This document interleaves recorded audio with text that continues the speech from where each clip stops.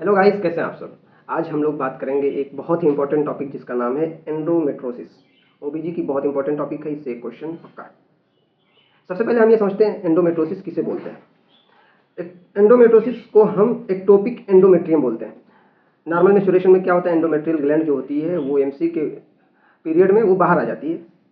लेकिन अगर जो नॉर्मल पाथवे उस तरीके से ना हो करके जो एंडोमेट्रियल ग्लैंड है वो बाहर ना जाकर के जिस्म के बॉडी के अंदर कहीं और चली जाए, उसी को हम क्या बोलते हैं, एंडोमेट्रोसिस। समझते हैं इसको। When the endometrial gland outside the uterus, uterus में ना आकर के वो यूट्रस के बाहर चली जाए, यूट्रस के अंदर चली जाए या बॉडी के किसी दूसरे आर्गन तक चली जाए एंडोमेट्रियल ग्लैंड, तो उसी को हम क्या बोलते हैं, एंडोमेट्रोसिस। जिसको हम क्या बोलेंगे, रेट्रोग्रेड मेंस्ट्रुएशन। रेट्रोग्रेड हम क्यों बोलते हैं, क्योंकि ये बाहर ना आकर के जिस्म के बॉडी के किसी दूसरे पार्ट तक चली जाती है। ठीक है, एटियोलॉजी देखते हैं हम इसकी। ये 10% वुमेन में पाया जाता है। ठीक है, अगर आप देखेंगे तो 10% में ये पाया जाएगा। ये 90% वुमेन में होता है, यानी 100 में से 90 औरतों को होता है ये। लेकिन 10 ही लोगों को क्यों एंडोमेट्रोसिस होता है।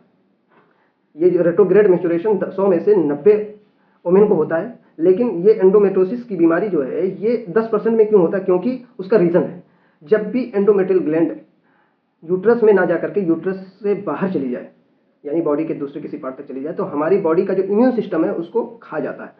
जिन औरतों में, जिन लड़कियों में इम्यूनिटी कमज़ोर होती है, उसमें क्या होगा, ये एंडोमेट्रोसिस हो जाती है, क्योंकि इम्यून सिस्टम उसको खा नहीं पाता है। या फिर जिनमें एस्ट्रोजन ज़्यादा बनता होगा, उसमें भी क्या होगा कि प्रोलिफरेशन ज़्यादा होगा, जिसकी वजह से एंडोमेट्रियल ग्लैंड ज़्यादा बनेगी। एंडोमेट्रियल ग्लैंड ज़्यादा बनेगी जिसकी वजह से अमाउंट ऑफ एंडोमेट्रियम ज़्यादा होगा, तो वो कुछ बाहर आएगा और कुछ अंदर चला जाएगा। ठीक है, ये किस में देखा जाता है, ज़्यादातर मोटे लोगों में, ओबेस, रेड मीट खाने वालों में। स्मोकर्स के लिए प्रोटेक्टिव है, यानी कि डिक्रीज होता है, जो स्मोकर्स होते हैं उसमें ये बहुत कम पाया जाता है। इसकी पैथोलॉजी समझते हैं। ये मोस्ट कॉमन साइट, मैंने बताया कि ये एंडोमेट्रियल ग्लैंड यूट्रस में ना आकर के यूट्रस के बाहर चली जाए, यानी बॉडी के किसी दूसरे आर्गन तक पहुंच जाए, बॉडी के किसी दूसरे पार्ट तक चली जाए। तो सबसे कॉमन जगह जहां पे एंडोमेट्रियल ग्लैंड जाना पसंद करती है, कौन सी जगह होती है, most common site, ovary.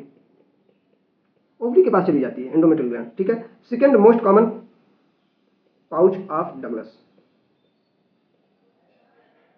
Clear, most common site ovary, second most common pouch of Douglas. लेकिन इनके अलावा और भी बहुत सारी जगहों पे चला जाता है। बावेल सरफेस पे चला जाता है, ट्यूबल सरफेस, जो ट्यूब होती है फैलोपियन ट्यूब, उसके सरफेस पे चला जाता है, यूट्राइन सरफेस पे भी चला जाता है। यूट्रस जो होता है, यूट्रस के ऊपर सरफेस पे चला जाता है एंडोमेट्रियल ग्लैंड। पेरिटोनियल कैविटी जो होती है, पेरिटोनियल कैविटी के सरफेस पे भी चला जाता है। और बहुत ही रेयर होता है, रेयर, अगर कोई पहले सिजेरियन सेक्शन हुआ है, कोई ऑपरेशन हुआ है, वहाँ पे जो स्कारिंग होती है वहाँ पे वो जाके जम जाता है। ठीक है, स्कार एंडोमेट्रोसिस। इसका हमने ट्रीटमेंट लिखा है, इसको हम लोकल एक्सीजन, यानी इसको हम काट करके निकाल देंगे। ठीक है, एक्सीजन। वेरी रेयर, जहां पे बहुत ही कम लोगों में देखा जाता है, लंग्स में, आईज में, लेग्स में भी चला जाता है। जब उनको कफिंग होगी ना, तो कफिंग से वो ब्लड आएगा। ठीक है, आईज में ये जो कंजक्टिवा होता है, इसमें ब्लड दिखने, हिमरेज दिखने लगता है। लंग्स हो गया, आईज हो गया, नोज में भी चला जाता है, नाक से खून आने लगता है। ठीक है, ये कई सारी जगह मैंने आपको बता दी। सिम्टम्स क्या देखा जाता है, सबसे जो कॉमन होता है, सीवियर कंजेस्टिव डिस्मेनोरिया। क्या मैंने बोला, सीवियर कंजेस्टिव डिस्मेनोरिया। इसका मतलब ये है कि जब भी पीरियड आना होगा, पीरियड का जब टाइम होगा, 5 से 7 दिन पहले बहुत ज़्यादा पेन होगा। Pelvic pain 5 to 7 days before menstruation. ठीक है, और ये जब भी पीरियड आ जाता है तो उससे रिलीफ मिल जाता है। उसको क्या बोलते हैं, सीवियर कंजेस्टिव डिस्मेनोरिया। पेट में दर्द, पेन इन एब्डोमेन, मिनोरेजिया। मिनोरेजिया का मतलब एक्सेसिव ब्लीडिंग। मिनोरेजिया की 2 डेफिनेशन है, 80 ml पर साइकिल से ज़्यादा, या फिर 7 days से ज़्यादा।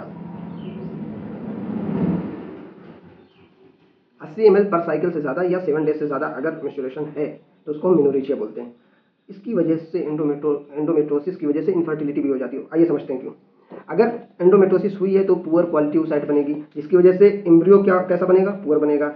एम्ब्रियो अगर पुअर है तो यूट्रस के अंदर उसका इम्प्लांटेशन बहुत मुश्किल होगा कि हो पाए। ठीक है, और अगर हो भी गया तो एक्टोपिक प्रेगनेंसी का चांस बहुत ज़्यादा होता है, क्योंकि एडिशन बहुत ज़्यादा होता है, तो जिसकी वजह से एक्टोपिक प्रेगनेंसी का चांस बढ़ जाता है। ठीक है, अब हम डायग्नोसिस कैसे बनाते हैं। सबसे पहले हम ये CA-125 देखते हैं, ये बढ़ा हुआ होगा, लेकिन ये इसको हम स्पेसिफिक नहीं मानते हैं कि एंडोमेट्रोसिस के अंदर ही बढ़ा हुआ होगा, बिकॉज ये ओवेरियन ट्यूमर के अंदर भी बढ़ा हुआ होता है। क्या मैंने बोला, ओवेरियन ट्यूमर के अंदर भी ये बढ़ा हुआ होता है। तो फिर उसको हम कंफर्मेटिव बनाने के लिए हम अल्ट्रासाउंड करते हैं, एमआरआई करते हैं, लेप्रोस्कोपी भी करते हैं, ठीक है। अल्ट्रासाउंड में हम क्या देखते हैं, चॉकलेट सिस्ट दिखता है। अल्ट्रासाउंड जब हम करेंगे तो चॉकलेट सिस्ट दिखेगा। एमआरआई करेंगे, ये बेस्ट इमेजिंग होती है, इसके एमआरआई से हम बहुत अच्छे तरीके से इसको देख पाएंगे। लेकिन अगर कहना हो कि best and diagnostic, laparoscopy. Laparoscopy में हम क्या करेंगे, अंदर खोल करके देख भी लेंगे, और अगर बीमारी है तो उसको निकाल भी देंगे, तो डायग्नोस्टिक भी हो गया, ठीक है। ट्रीटमेंट देखते हैं। सबसे अच्छा ट्रीटमेंट है सर्जिकल। चॉकलेट सिस्ट है तो उसको एक्सीजन कर दिया, एडेशन है तो एडियोलाइसिस कर दिया, ब्लू स्पॉट दिख रहा है तो फिल्ग्रेशन से उसको जला दिया, ठीक है। लेकिन ये 60 to 70% लोगों में चांस है कि ये दोबारा हो जाए, ठीक है। मेडिकल मैनेजमेंट भी हम करते हैं, इंसर्ट्स देते हैं, पेन हो रहा है उसके लिए इंसर्ट्स दे देते हैं, सीओसीपी देते हैं, जिससे हमारा क्या टारगेट रखते हैं कि एस्ट्रोजन कम बने, एस्ट्रोजन कम बने, और ये एस्ट्रोजन कम बने जिससे क्या होगा, एंडोमेट्रोसिस। एस्ट्रोजन कम बनेगा तो एंडोमेट्रियल ग्लैंड कम होगी, जिसकी वजह से एंडोमेट्रोसिस का चांस कम हो जाएगा। क्लियर, इतने में कोई दिक्कत। प्रोजेस्टेरॉन थेरेपी भी देते हैं, डीएमपीए। डीएमपीए डिपोट लिख देता हूँ यहाँ पे, डिपोट मेडॉक्सी प्रोजेस्टेरॉन, ये 3 मंथ में 150 mg देते हैं। ये क्या करता है कि एंडोमेट्रियल ग्लैंड जो है उसकी एट्रोफी कराता है। डायनाजेस्ट भी देते हैं, एक दिन में 2 मिलीग्राम 2 mg पर डे, ये भी क्या करता है, एंडोमेट्रियल ग्लैंड की एट्रोफी कराता है।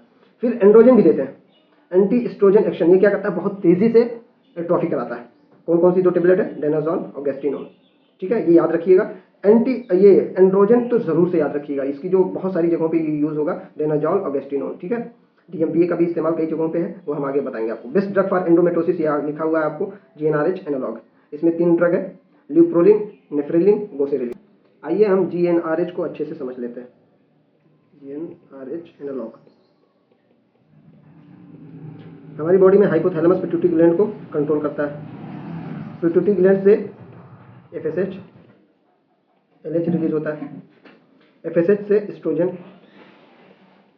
एलएच से प्रोजेस्टेरॉन, और ये दोनों हार्मोन मिलकर के मेंस्ट्रुएशन को रेगुलेट करते हैं। क्लियर। यह हाइपोथैलेमस से एक हार्मोन रिलीज होता है जिसको हम बोलते हैं गोनाडोट्रोपिक रिलीजिंग हार्मोन, ठीक है।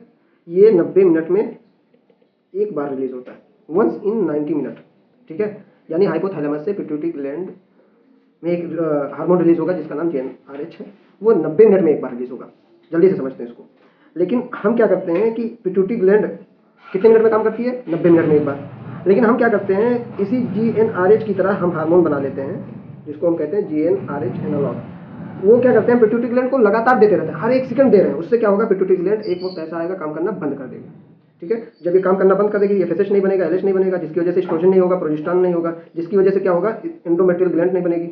अगर एंडोमेट्रियल ग्लैंड नहीं बन रही है तो एंडोमेट्रियोसिस नहीं होगा, सिंपल सा रही है। तो हम जीएनआरएच एनालॉग देते हैं। जीएनआरएच एनालॉग कौन कौन से हैं, ल्यूप्रोलिन, नेफ्रेलिन, गोसेरेलिन, याद कर लीजिए। और ये ध्यान रखिएगा, जीएनआरएच एनालॉग अगर हम 6 महीने से ज़्यादा देते हैं तो क्या होगा कि हमारी बॉडी में एस्ट्रोजन की कमी बहुत ज़्यादा हो जाएगी, जिसकी वजह से ऑस्टियोपोरोसिस हो जाता है। यानी अगर 6 महीने से ज़्यादा हम एस्ट्रोजन दे रहे हैं, जीएनआरएच एनालॉग दे रहे हैं, तो ऑस्टियोपोरोसिस हो जाती है, उसका भी ट्रीटमेंट हमें करना पड़ता है, ठीक है। उम्मीद है हमारी बातें समझ में आ गई होंगी, और सुनने के लिए बहुत शुक्रिया। Thank you so much.